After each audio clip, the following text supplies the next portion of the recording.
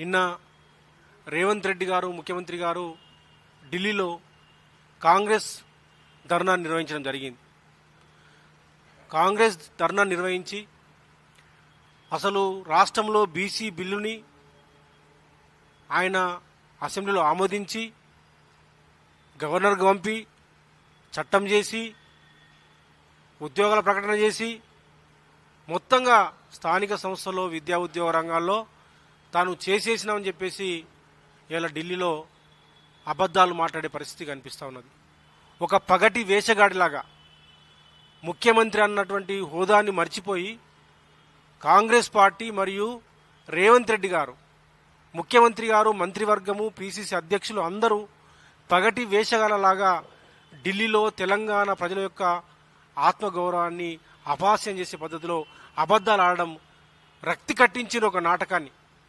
కమలాసన్ కంటే పెద్ద నటుడు అయిపోయిన రేవంత్ రెడ్డి గారు ఎంత దుర్మార్గం అంటే తన చేతిలో ఉన్నటువంటి అంశాన్ని చేయకుండా బీసీ బిల్లులకు సంబంధించి 2 బిల్లులని అసెంబ్లీలో ఆమోదించారు. అన్ని పార్టీలు, బీఆర్ఎస్ పార్టీతో సహా అన్ని పార్టీలు సంపూర్ణంగా మద్దతు ప్రకటించారు కాంగ్రెస్ పార్టీకి. బీసీల విషయంలో స్థానిక సంస్థల్లో కానీ విద్యా ఉద్యోగ రంగాల్లో కానీ 42% రిజర్వేషన్లు మేము తీసుకొస్తామని చెప్పిన ప్రవేశపెట్టిన బిల్లుకి అన్ని పార్టీలు రాష్ట్రంలో ముక్త కంఠంతో సంఘీభావం చెప్పారు, సపోర్ట్ చేసిండ్రు. బిల్లు ఆమోదం కోసం అందరూ కూడా సపోర్ట్ చేసిండ్రు, ఓట్లు వేసిండ్రు. కానీ రేవంత్ రెడ్డి గారు దాన్ని గవర్నర్కు పంపకుండా, గవర్నర్కు పంపితే చట్టం అవుతుంది, గవర్నర్కు పంపకుండా నేను ఢిల్లీకి పంపిస్తున్నా, మీరు నరేంద్ర మోడీ గారు దీన్ని మీరు 9th షెడ్యూల్లో చేర్చండి అని చెప్పేసి ఇలా తను చేయాల్సిన పనిని సెంట్రల్ మీదకి నెట్టడం అనేది అత్యంత దుర్మార్గమైనది.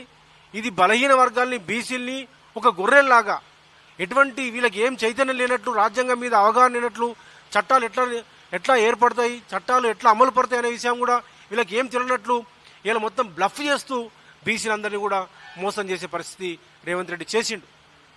కులగణన ఎజెండాను తీసుకున్నారు వాళ్ళు. ఈ రాష్ట్రంలో, ఈ దేశంలో కులగణన అనేది ఈ దేశంలో దేశాన్ని ఎక్స్రే తీయాలి. ఎక్స్రే తీయడం ద్వారా ఈ దేశంలో ఉన్నటువంటి ఎవరి జనాభా ఎంతుంటే ఆ జనాభా ప్రకారము వాళ్ళకు రిజర్వేషన్లు ఇవ్వాలని చెప్పేసి రాహుల్ గాంధీ గారు రాజ్యాంగం చేతబట్టుకొని దేశమంతా తిరుగుతున్నాడు.